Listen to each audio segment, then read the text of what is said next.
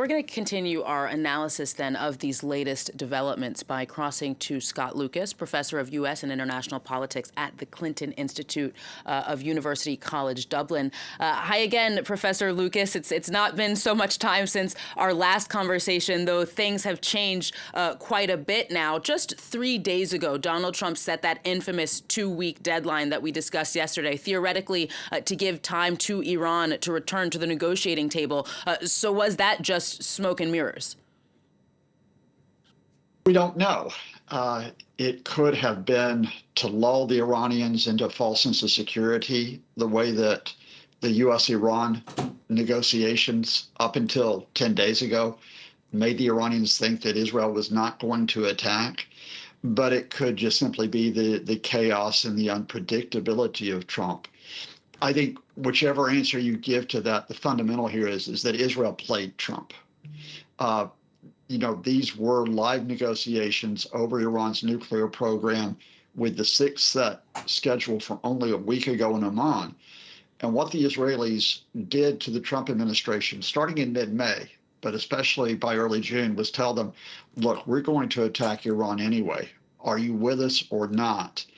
And they framed it in a way where they said, look, President Trump, you can still have your deal. You can still have peace, but you'll get it more easily if Iran has been punished, if they almost have to surrender. And that's the line that Trump has been taking, including overnight when, he made the announcement of the U.S. strikes and then immediately said, kind of in an Orwellian tone, now is the time for peace.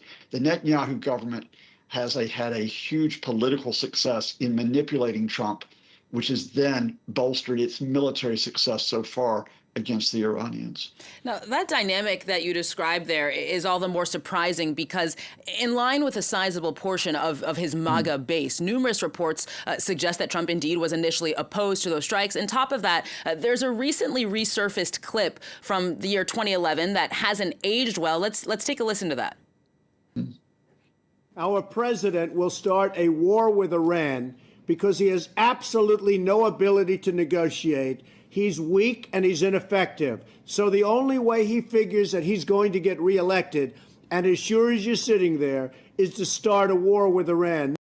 Now, Scott, things have obviously changed again quite radically. This question is twofold. First, what prevented Trump from putting his foot down with Netanyahu, especially because, perhaps Vladimir Putin aside, he's usually quite quick to paint himself as the one who calls the shots in his relationships with his allies. And then on top of that, what do you think the consequences will be with respect to his base? Wow, what a question. I mean, in terms of what prevented Trump from, challenging the Israelis, the fundamental here is that Donald Trump is predisposed to support the Israelis. So, for example, in February, when Israel said, look, we're not going to proceed to the next phase of the ceasefire agreement in Gaza, we're going to renew the open-ended war, which has included the humanitarian blockade, Trump gave full support to that. He gave them a blank check.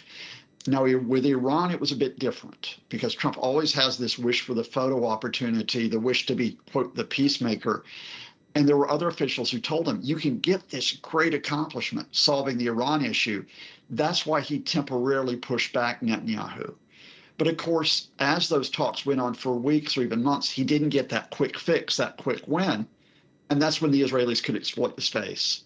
Here's your quick win. You can have the highlight of these attacks that end Iran nuclear program. And Trump fell for it because remember, fundamentally, he's a reality TV star. But now your bigger question, how do the Trumpists react? They are badly split over this. We've seen this in the past week. We saw it in the viral clip of the demagogue Tucker Carlson, who opposes the attacks on Iran, absolutely taking apart the Senator Ted Cruz, who favors it. We know within Trump's administration that his director of national intelligence, Tulsi Gabbard, did not favor these strikes and had been saying that Iran is not pursuing a nuclear weapons program. What Trump and his people hope is they can sort of bully those MAGA people who have questions into accepting this, that the glory of a successful strike will mean that the opposition will melt away. I think if this is a limited one-time American strike, that might be true. But if there are protracted American strikes on Iran, then I think there will be a lot of Trumpists who have concerns. Professor, Iran is now in a very tough spot. Either retaliate and risk even more forceful strikes from both the United States and Israel, or do nothing and appear even weaker on the international stage than they already are. What do you think is the most likely scenario at this stage? There are analysts who will note that you have 40,000 U.S. personnel within reach of Iranian missiles, Iranian drones. They'll note that you have Iranian-backed militias who have attacked U.S. personnel in Iraq and in Syria when it was under the Assad regime, and indeed in Jordan. But I think that's a very risky tactic for Iran to take. The Biden administration hit back hard against those Iran-led militias with deadly airstrikes. And of course, we've seen from the Trump administration, they'll go even farther. I think there is the possibility, which you've noted a few minutes ago, that the Houthis in Yemen, who are allied with Iran, they may attack Red Sea shipping. They may even fire missiles, as they did against Saudi Arabia between 2019 and 2022. But those carry great risk, because that not only will alienate the U.S., it will alienate the international community. So I think Iran's immediate play here is political.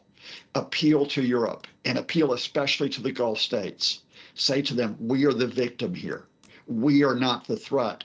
And to try to get the Europeans and the Gulf states to put pressure on the Trump administration to stop the attacks and to distance themselves from Israel.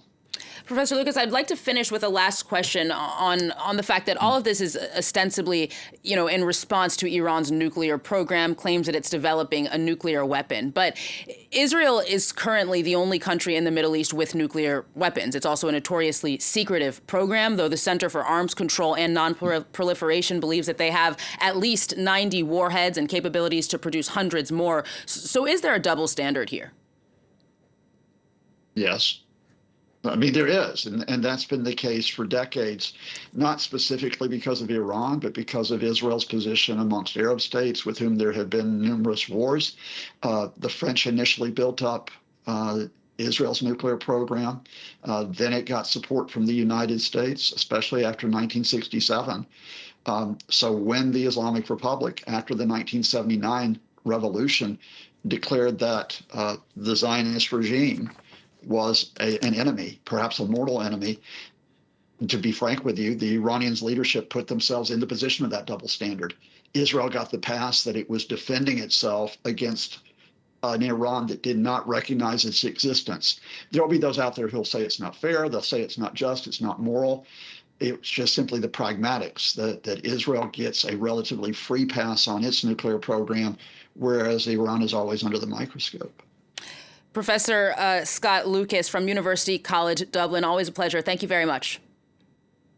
Thank you.